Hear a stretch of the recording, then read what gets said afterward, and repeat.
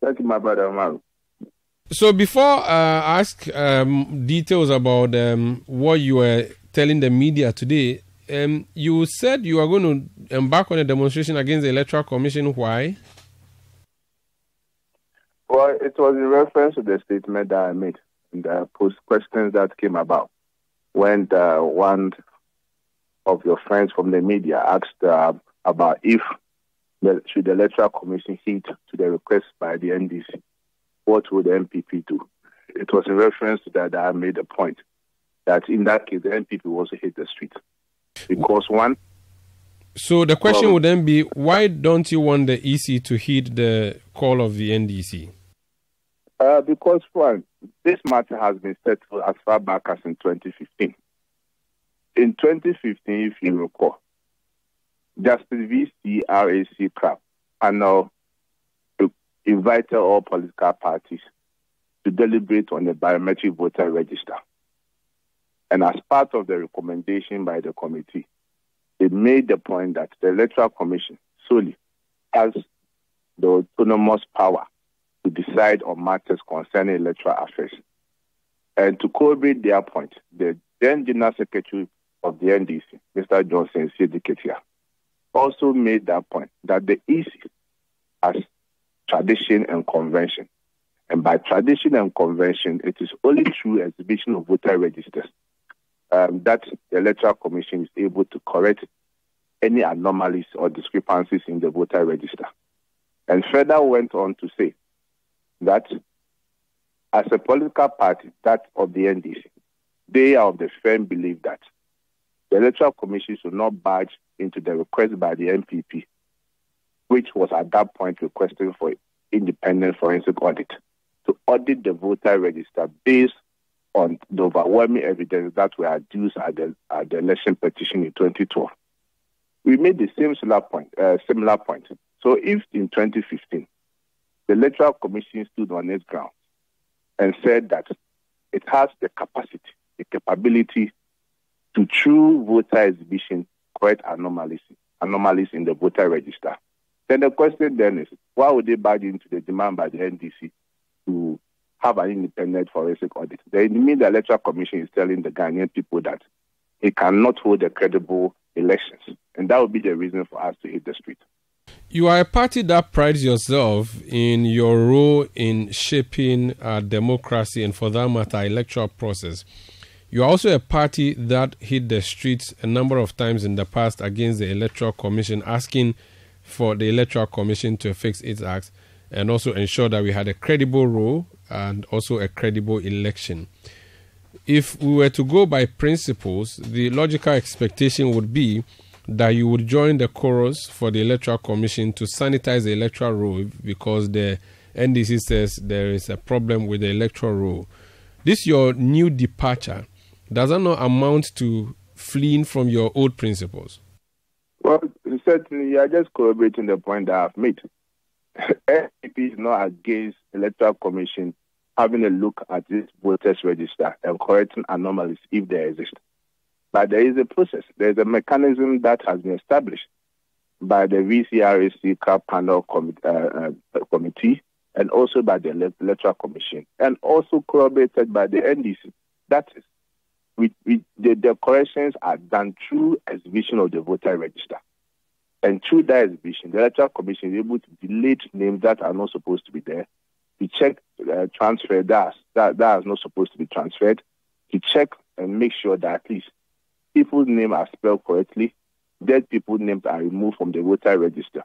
So definitely, the Electoral Commission, by law, CI 91 as amended by CI 127, has the law and the process stated clearly on what has to be done. Because the law also envisages that as part of the electoral process, there will be issues.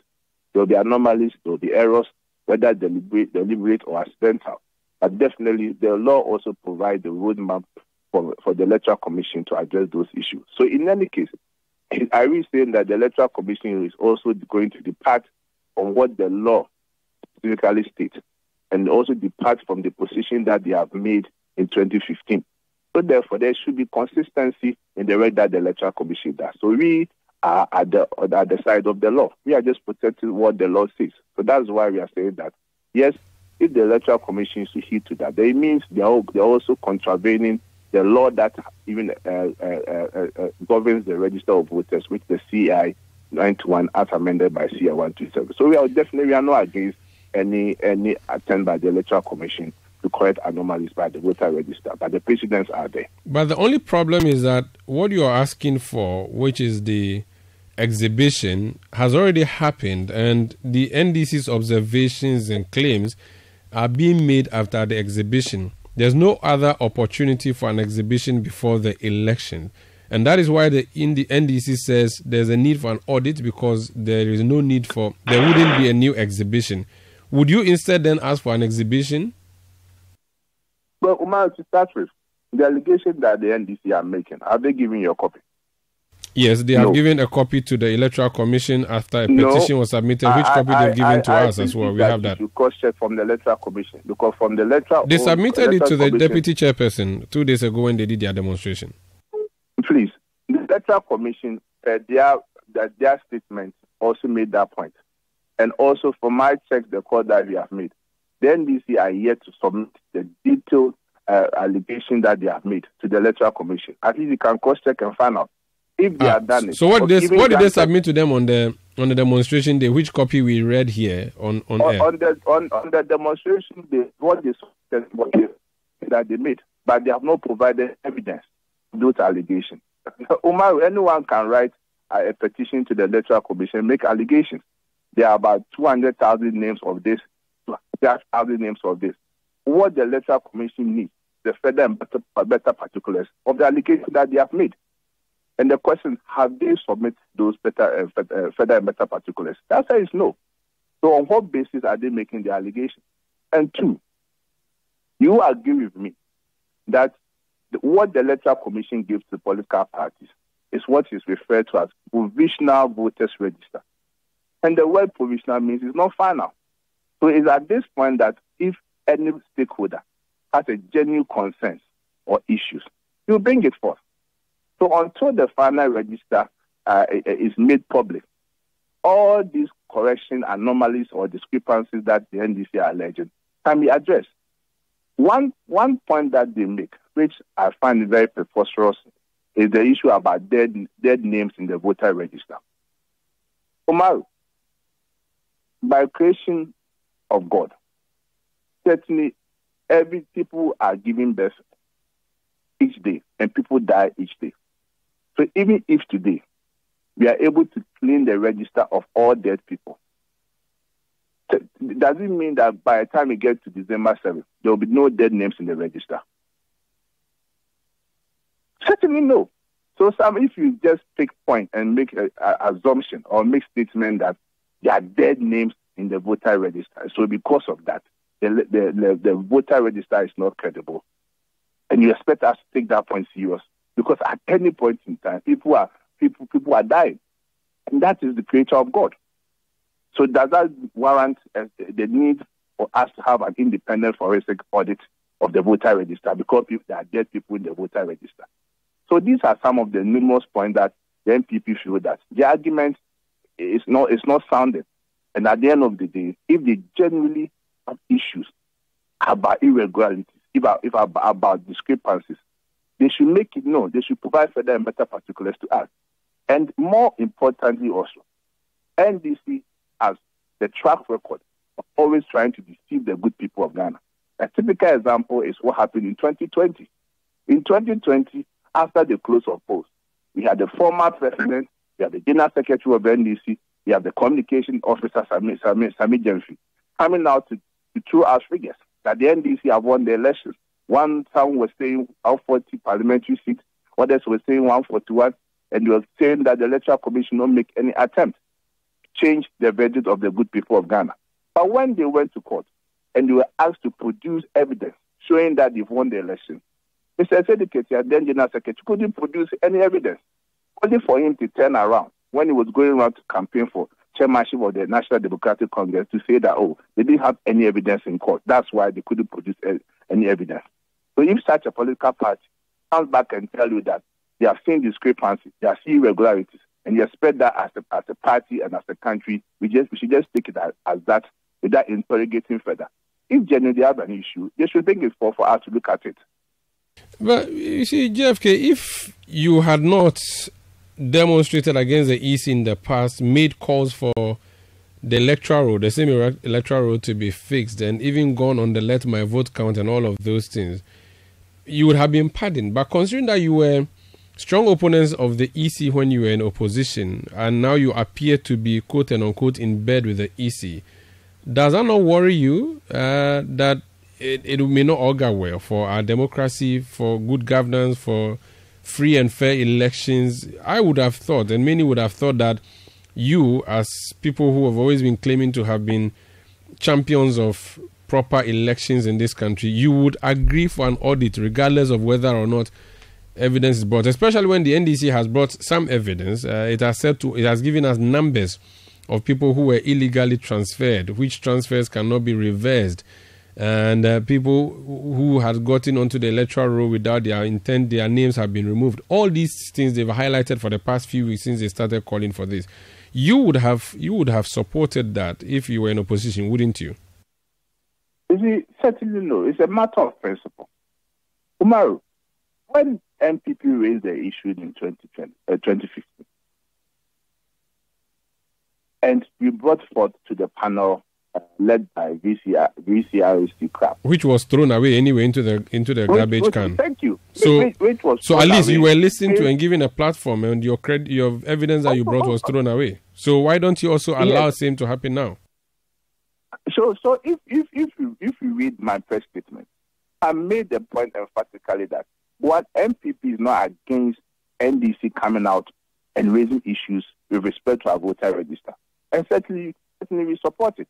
And as a lead advocate and crusader for changes in our electoral process since 1992, we welcome that suggestion. But what we are against is what they are seeking to do.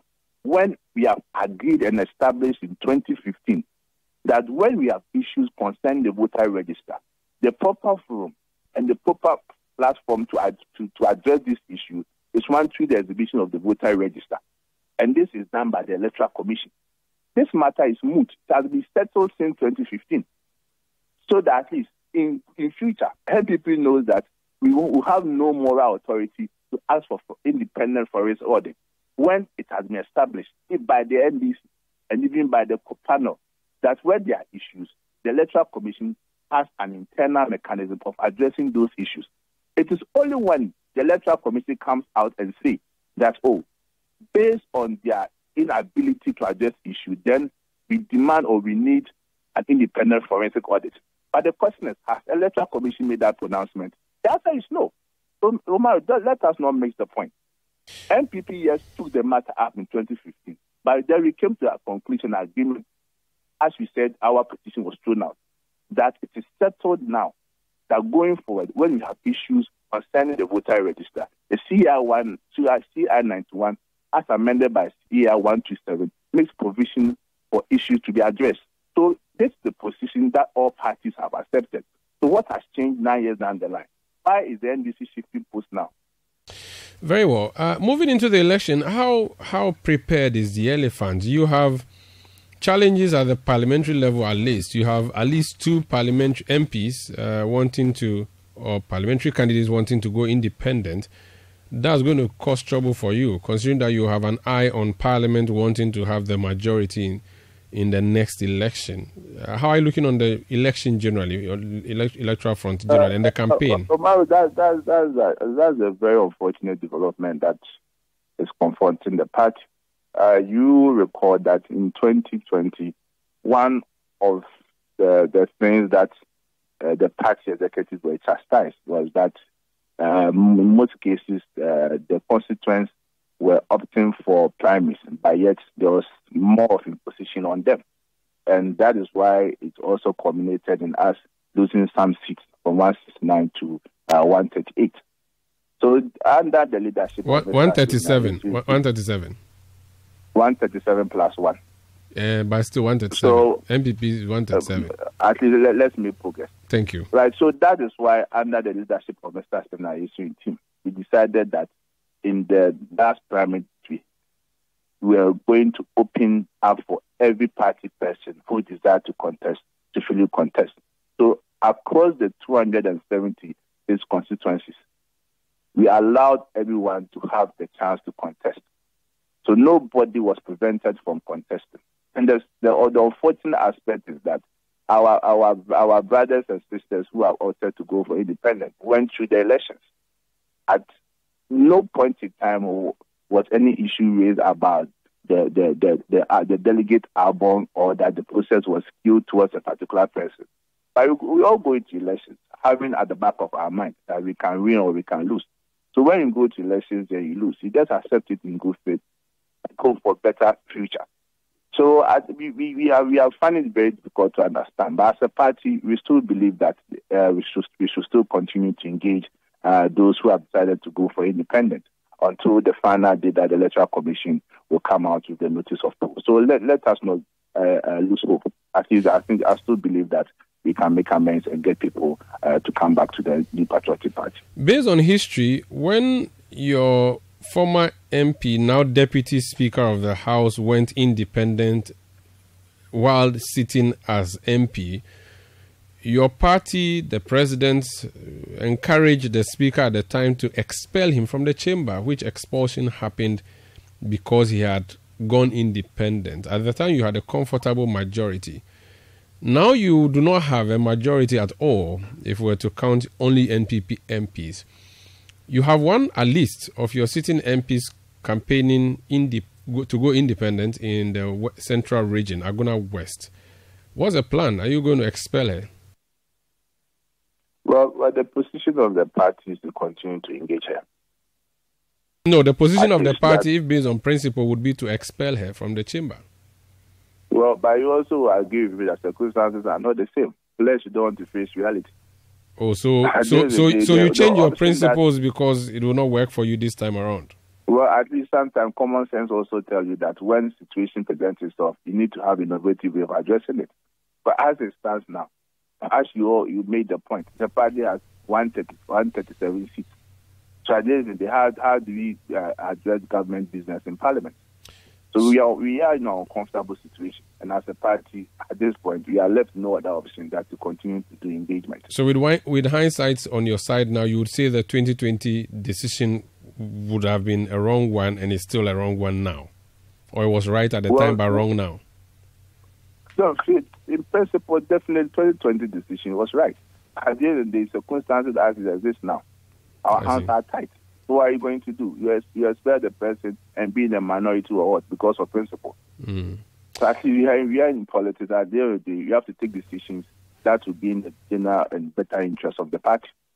Finally, a poll came from the Jubilee House, which poll suggested John Dramani Mahama and Dr. Mahmoud Bawumia are going neck and neck, and that there's a likelihood of a second round of election or a runoff.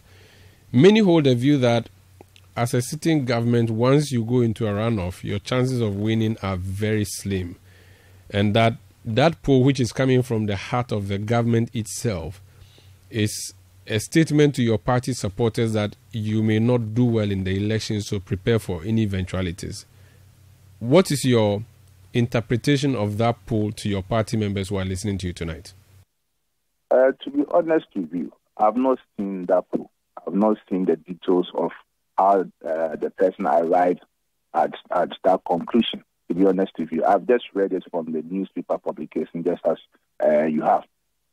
But at the end of the day, as a political party, we are focused on the campaign that we are doing. And everywhere our candidate, a leader of a party, has gone to, the reception has been very tremendous. His message, his digitization message, has really been bought into by Ghanaians. That's our focus. Currently, he's doing his campaign and we're moving to Central Region tomorrow. His running mate is also in Ashanti Region doing his campaign. The party machinery are up and doing. And if we recall, about a year ago, people had written NPP off. That then NDC, John Mahama was going to win the election with about 50-something%. So if about 3 months of the election, they are telling us that it's neck to neck and going to be a runoff, then from losing the election to neck means that by the time you get to December 7th, NPP will be in the lead. So for us, we are not upset about the so-called survey, which I have not seen. By the end of the day, we remain focused and we know that this election is going to be based on record, comparable record between the NPP and the NDC, which we stand tall. And that will be the determining factor on December 7th. Thank you so much for speaking to us, sir. Thank you. That's General Secretary of the New Patriotic Party, Justin Frimpong Kodua.